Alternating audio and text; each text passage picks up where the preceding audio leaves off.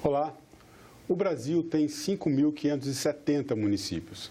Segundo o site da Frente Nacional de Prefeitos, 73% com menos de 10 mil habitantes.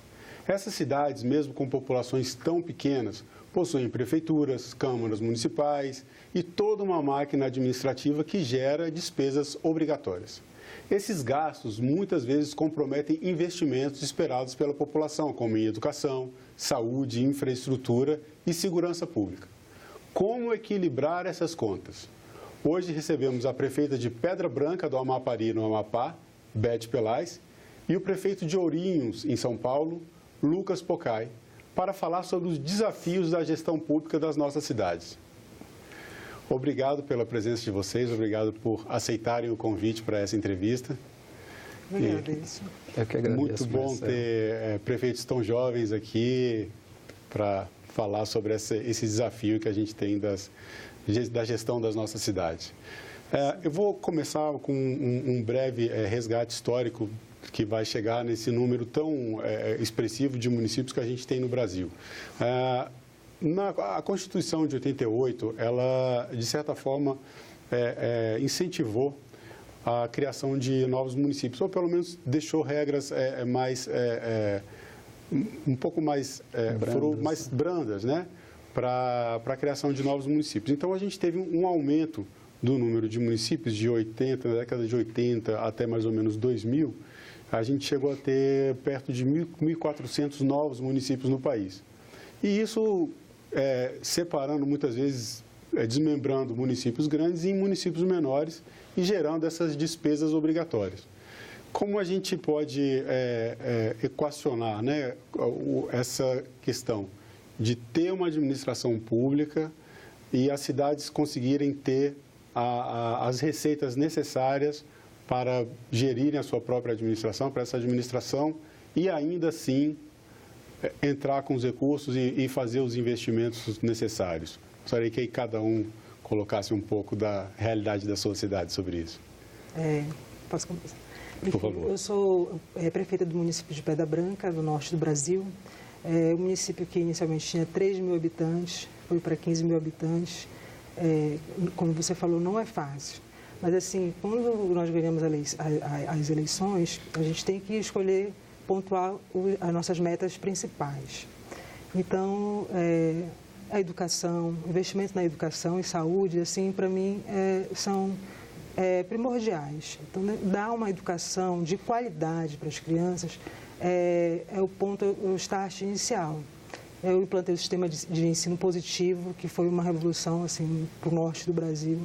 A nossa saúde é o primeiro município que vai ter um centro de diagnóstico, que vai ter exame de tomografia. Consegui aqui com o ministro da Saúde. Isso, o primeiro município do Amapá? Do Amapá, que vai ter um centro de diagnóstico, mamografia, ultrassom e tomografia. Nós temos raio-x. Então, assim, correr atrás para a gente vir bastante em Brasília, porque ficar no gabinete não adianta ficar administrando com o que cai mensalmente, tem que vir para cá, porque só aqui que a gente consegue recurso para poder desenvolver o município. Esse é um dos pontos importantes aí em toda essa situação que foi criada com a expansão do número de municípios pelo país. Existe o Fundo de Participação dos Municípios, né, que são recursos da União que são destinados aos municípios. Né? Alguns autores que estudam o assunto até falam que esse fundo, o FPM, né, o Fundo de Participação dos Municípios, seria um incentivo à criação de novas cidades. Mas aí acaba gerando essa dependência. Os municípios têm investimentos em saúde que vão gerar gastos, né? A gente estava conversando um pouco aqui antes do começo da entrevista, que são gastos que estão sempre crescendo. Então, como equacionar isso, né? Como a gente tem um município como Pedra Branca do Amapari, que é um município distante da capital, num estado, né, grande como o Amapá, você ter um centro de diagnóstico desse para uma população de 15 mil pessoas, atende a outras cidades também? Como é que funciona isso? Não foi fácil. Boa pergunta. Eu tive que fazer um termo de cooperação com os outros municípios. Eles vão poder ser atendidos nesse centro diagnóstico. Porque, como você falou, é um município distante da capital. As pessoas são carentes. Então, como é que essas pessoas carentes vão ter condições de ir para a capital atrás de um exame tão caro desse? Então, por isso que eu tive que vir até aqui, Brasília, e explicar, conseguir o apoio dos prefeitos dos municípios vizinhos, né, e nós nos unimos e conseguimos esse ganho, né, esse presente que foi esse centro de diagnóstico. Agora, a realidade no Amapá é bem diferente. É um estado grande, são 16 municípios. 16 municípios. E São Paulo são 675 municípios? 645. 645, obrigado pela correção. E aí, no caso, a gente tem uma realidade bastante diferente. Ourinhos é uma cidade, a Pedra Branca tem 15 mil habitantes, Ourinhos 115 mil habitantes, uma cidade já de 100 anos. Já de 100, centenária. Centenária. Como é que é essa situação? A cidade já tem melhores condições de gerar as receitas e daí assim arcar com os seus próprios custos administrativos? São realidades distintas. São Paulo tem, queira ou não, um desenvolvimento maior nessa questão da infraestrutura. As cidades acabaram tendo condições mais facilitadas, com políticas mais aceleradas. E, como você colocou, Marcelo, essa situação de criação de novos municípios, nós temos que ver cada uma dessas realidades. É difícil você deixar, às vezes, um local fazendo parte de uma cidade sendo muito distante, como lá no Amapá é muito distante uma área da outra. Por isso que precisa, às vezes, de um corpo administrativo próprio. Como também existem casos de cidades grudadas umas nas outras que não necessitaria desse corpo administrativo, poderia unir numa cidade maior, né? Então, eu defendo muito a questão do Pacto Federativo ser revisto, porque, como a prefeita Beth disse aqui, sempre tem que acabar vindo para Brasília, buscando recursos, apoio, esse incentivo de parlamentares, de emendas, de recursos federais, para conseguir trabalhar as políticas públicas da cidade, sendo que a população vive na cidade, todos os problemas que acontecem lá é culpa da administração, as pessoas não têm essa distinção de forma muito clara, né? Se a UPA de quem que se é do governo federal, quem que cuida, o AME se é do governo do estado, Então, as pessoas, elas vivem o dia a dia, a sua rotina dentro da cidade. Então, a gente precisa rever esses gastos, como a gente havia conversado um pouco, a saúde, que é uma preocupação, acho que de todo administrador público. Você tem, quanto mais você investe, mais você vai ter demandas e não tem fim. E mesmo que a Constituição exija 15% de investimento, a grande maioria dos municípios investem praticamente o dobro já. E mesmo assim não vai ser suficiente. Então, por isso que seria importante este debate que já está acontecendo no país sobre essa mudança de um novo pacto federativo, onde os municípios possam ter, porque uma porcentagem pequena para a União representa muito para as cidades. Justamente. E a capacidade dos próprios municípios de gerarem receita, né? Quais são as principais fontes de receitas dos municípios de vocês hoje? O município é IPTU e ISS. Uhum. Então, é o Imposto sobre Serviço e o Imposto Predial e Territorial Urbano. E isso é pouco para... É pouco. Daí varia muito de acordo com o tamanho da cidade e, como vamos supor, o ISS é serviço, às vezes a cidade não vive do comércio de serviço. Então, a arrecadação vai ser muito pequena. E aí você tem alguns outros impostos, como o ICM, ICMS, que é do Estado, que tem uma porcentagem que vem para o município. Você tem o IPVA dos carros, que vem também uma porcentagem de 50% para os municípios, que vem completar este orçamento. Mas o primordial, que é o que sustenta, muitas vezes, principalmente municípios menores, é o FPM. E esse FPM, se não for revisto, vai ficar muito difícil os municípios menores conseguirem sobressair e atender as demandas da sua população. Mas aí você disse que vai ficar difícil porque os recursos estão sendo inferiores aos gastos? Sim, com certeza. O município pequeno é da prefeita Beth. Sim. O meu, como eu lhe falei, a gente tem os impostos, tem o CEFEM, que é sobre o Imposto sobre Mineração, o ICMS, que é do Estado, o FPM, né, e o ISS também, que é o Imposto sobre Serviços. Mas tem municípios que não têm mineração, que são muito pequenos, que, como o colega prefeito falou aqui, e cada mês que passa, o FPM vai diminuindo mais, assim, é uma angústia que eles passam. São as despesas subindo e as despesas subindo e diminuindo, caindo. E não conseguem pagar a folha de pagamento, assim, é complicado. Quanto mais, assim, investir na educação, saúde, infraestrutura, que precisa caminhar juntos, também manter a cidade limpa e investir na infraestrutura. Em Pedra Branca tem um exemplo interessante, que é uma das primeiras cidades, pelo menos, do Amapá, dentro da parte ambiental, que tem um aterro sanitário, tinha uma estação de tratamento em construção. Sim. Essa estação de tratamento aí, vocês trabalham com consórcios municipais? Essa ideia de consórcio municipal é uma boa solução para essas questões? Sim, principalmente cidades menores, né? Ourinhos, mesmo tendo 115 mil habitantes, para o estado de São Paulo é uma cidade de porte médio.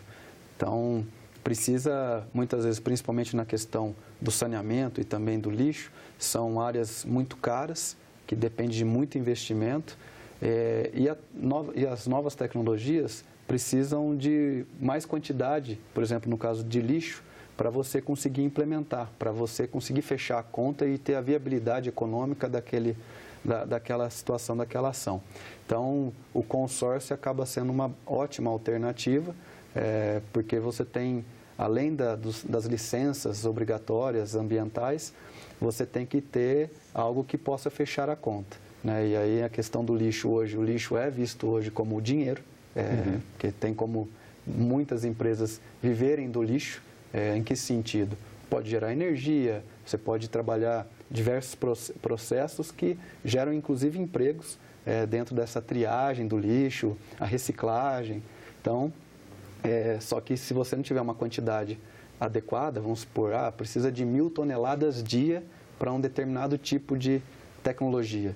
Se você não conseguir unir as cidades vizinhas, você não consegue chegar nessa quantidade, mesmo porque a média de cada município de lixo é de 0,8 a 1,2 kg por habitante.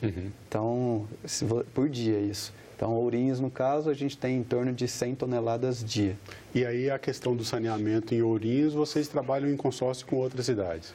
Ali, Ourinhos é uma autarquia própria. Então, lá muitas ações que infelizmente foram arrastadas e que precisam ser enfrentadas.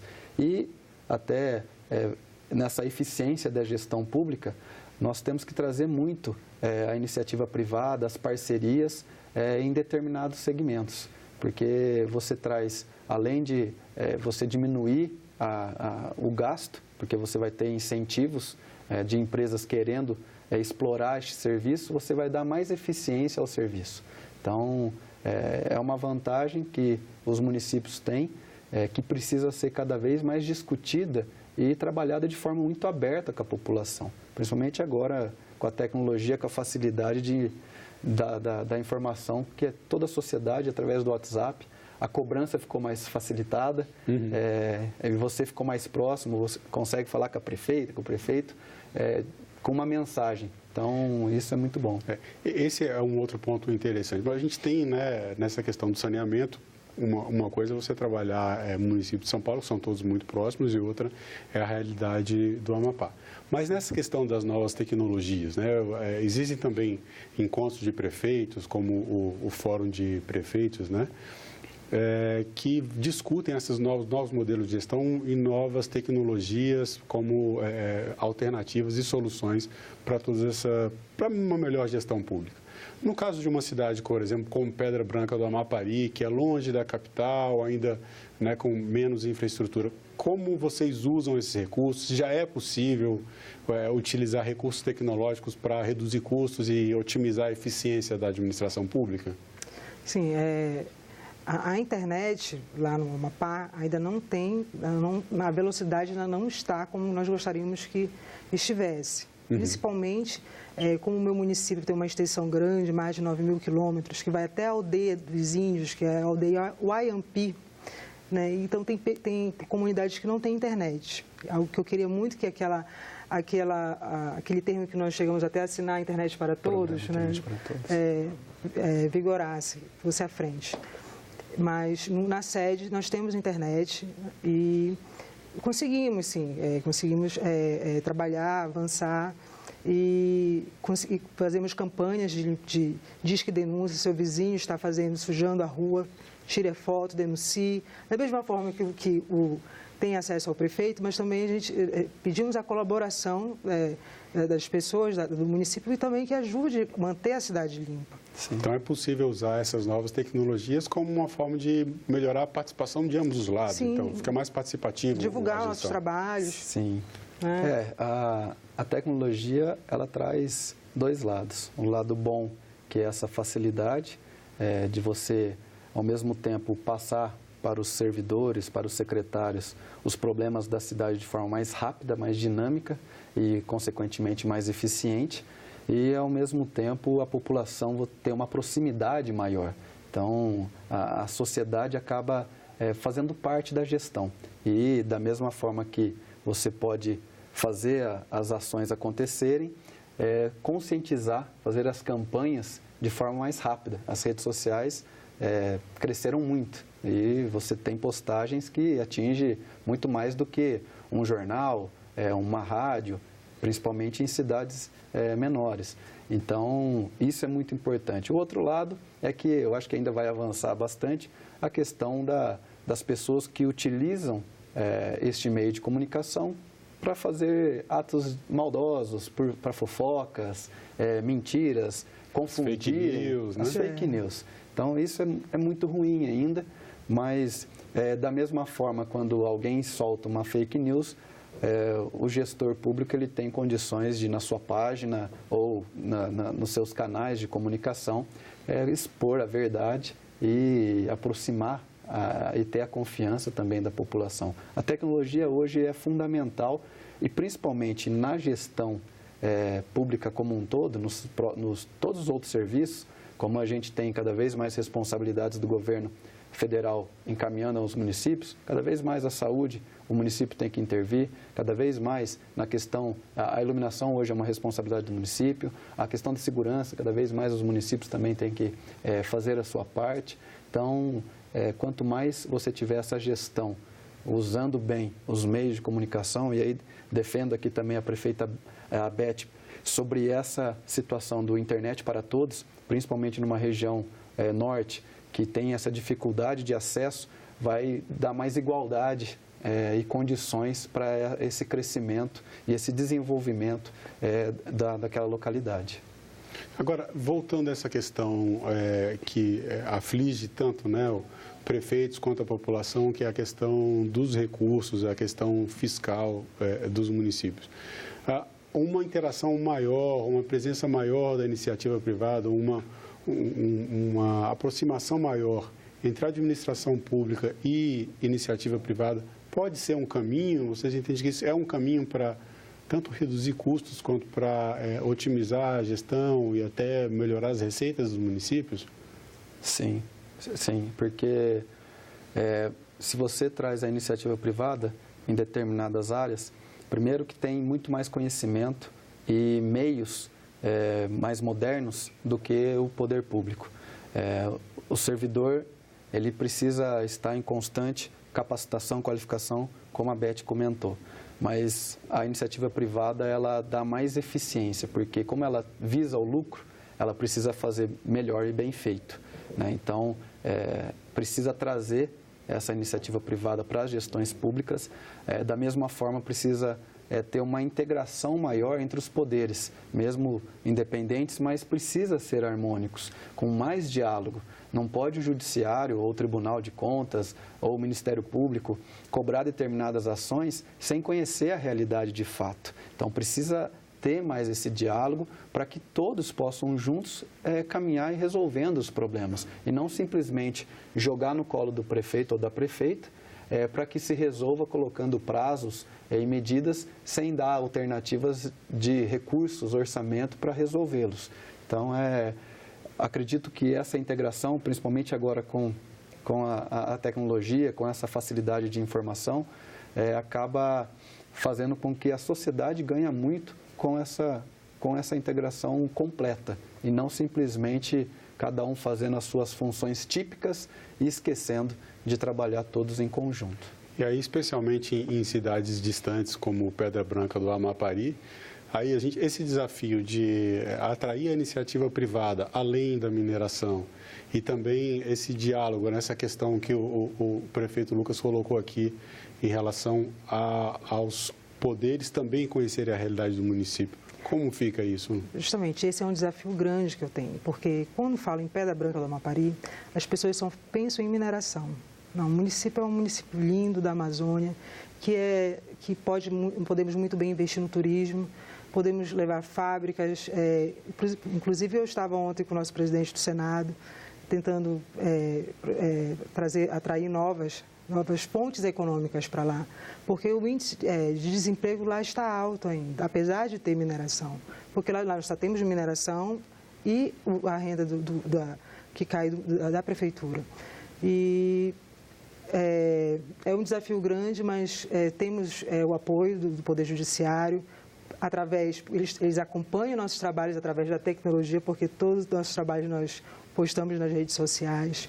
Eu agradeço também aos nossos senadores, que sempre que estou aqui sou bem recebida, os deputados federais, que perturbam bastante atrás de recursos. Como falei, que eu preciso de recurso.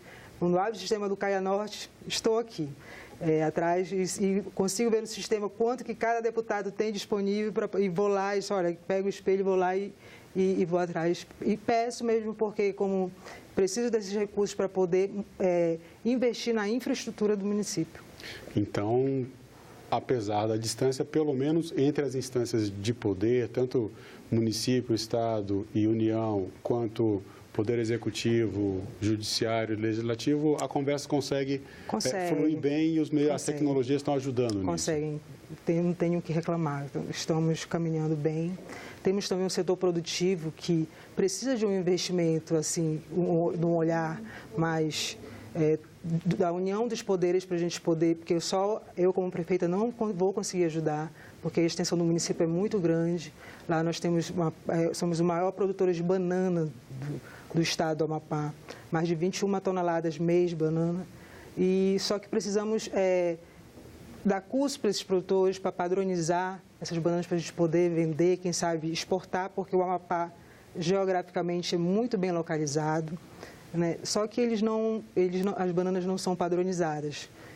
Mas nós vamos conseguir, vamos nos unir, vamos conseguir para que a gente possa vender no mercado interno e, quem sabe, até no mercado externo. Aí depende também de recursos de infraestrutura, né, para escoamento dessa produção. Justamente. Isso, então temos outros potenciais econômicos, que é isso que eu corro atrás, para poder gerar outras fontes de rendas para as pessoas. O turismo, como você bem colocou, é uma região bonita. Eu tive a oportunidade de conhecer Pedra Branca do Amapari. O turismo é um potencial enorme da região norte, né? Sim, é lindo, é belo. Você andando naquela estrada mesmo, que não é pavimentada, mas você pode ver uma onça, ver qualquer tipo de animal saindo da floresta. Você vindo visitar a aldeia dos índios, que ali, quando você entra, é uma paz tão grande. E, de repente, sai um índiozinho do nada. Aquilo ali é muito gratificante. E é lindo a região norte, precisa de muito mais investimento. Eu tenho certeza que agora com o nosso presidente do Senado, né, nós vamos conseguir mais investimentos para lá e o Amapá vai ser mais desenvolvido. Tá bom. Bom, o nosso tempo está acabando, eu acho que a gente tinha bastante assunto ainda para tratar aqui, mas eu agradeço muito a presença de vocês. Eu que agradeço, estou muito feliz. Eu que agradeço, Marcelo. Até só finalizar, eventos como Prefeitos do Futuro são importantes por causa desse networking. Palestras, você colocar e compartilhar vivência, problemas, diagnosticar e, ao mesmo tempo, buscar soluções em conjunto. E, ao mesmo tempo, esses acessos. Isso, dificuldade a do dia a dia, né? Beth tem muito bem um relacionamento muito bom com o presidente do Senado, com outras lideranças políticas, mas tem prefeitos que em cidades menores, tudo que não tem este acesso.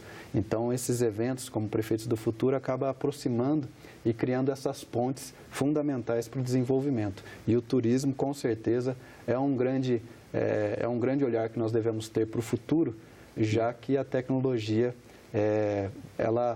você acaba substituindo a pessoa por alguma máquina, e no turismo não. O turismo é o olho no olho, é a receptividade, é você lidar com pessoas. Então, é um caminho que eu tenho certeza que vai crescer e desenvolver muito e trazer mais desenvolvimento econômico para o país.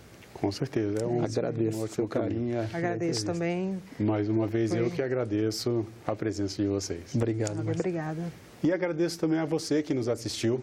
Se você quiser rever, baixar ou compartilhar o link desse programa, é só visitar a nossa página na internet, senado.leg.br/TV, ou então o canal da TV Senado no YouTube. Se você quiser fazer algum comentário, crítica ou sugestão, sugerir uma pauta, ligue para 0800 61 2211. Obrigado pela sua atenção e até o próximo Cidadania.